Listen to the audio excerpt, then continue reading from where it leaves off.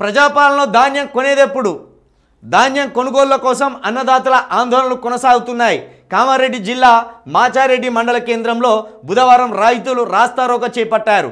గ్రామంలో ఏర్పాటు చేసిన కొనుగోలు కేంద్రానికి ధాన్యం తీసుకొచ్చి 15 రోజులు గడుస్తున్నా తూకం వేయడం లేదంటూ కామారెడ్డి సిరిసిల్ల రహదారిపై రైతులు ధర్నాకు దిగారు. ఏంటిది, ఇంకా కాంటాలు రాలే, సంచులు రాలే. కాంట్రాక్ట్ ఎవరైతే ఆ వడ్లు కొనాలో, ఆ ధాన్యం కొనాలో వాళ్ళకి ఇంకా నియమ నిబంధనలు పోలే.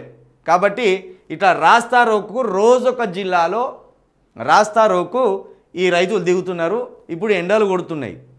ఏ క్షణం ఎట్లా వాతావరణం మారుతుందో తెలియదు. నిన్న కొన్ని ప్రాంతాల్లో భయంకరమైన వర్షం కొట్టింది.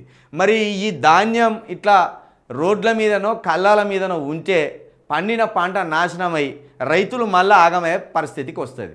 కాబట్టి సకాలంలో మీరు ఇప్పటికీ ఇంకా మీరు ఈ వార్త పడే దగ్గర ఒక 15 రోజులుగా సంచులు కాంటాలు కొనేటోళ్ళు వీళ్ళు ఎక్కడ అనేది ఈ వార్త రాస్తూనే ఉన్నారు. కానీ మరి ఈ ప్రభుత్వానికేమో దున్నపోతు మీద వర్షం పడ్డట్టు ఏమాత్రం ఉలుకులేదు పలుకులేదు.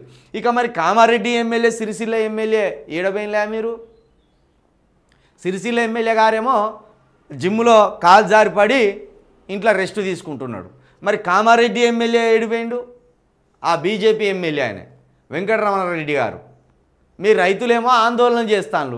మరి మిమ్మల్ని గెలిపించినందుకు మీరు ప్రభుత్వం నుండి మరి ఇవి ఇప్పియాలి కదా, ఈ ధాన్యం కొనుగోలు జరిపించాలి కదా. మీరేమో ఇంట్లో ఉన్నారు మంచిగా ముద్దుగా, రైతులేమో మీకు ఓట్లేసిన రైతులేమో రోడ్ల మీదకి వచ్చి ధర్నాలు చేస్తాను.